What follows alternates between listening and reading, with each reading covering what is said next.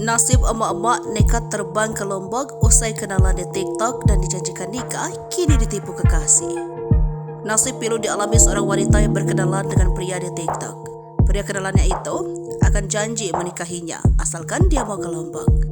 Berniat menikah, wanita ini malah ditinggal pergi sang kekasih. Nasib wanita tersebut pun langsung viral di TikTok. Usai saling mengenal selama kurang lebih 3 tahun, ibu tersebut justru ditipu oleh pria tersebut hingga terombang-ambing di Bandara Internasional Lombok. Dalam unggahan tersebut terlihat seorang wanita yang sudah menunggu selama berjam-jam di Bandara Internasional Lombok. Rupanya, ibu tersebut berangkat dari Tangerang menuju Lombok untuk menemui pria yang sudah dikenalnya selama 3 tahun belakang. Keduanya sudah lama saling kenal setelah dipertemukan melalui aplikasi TikTok.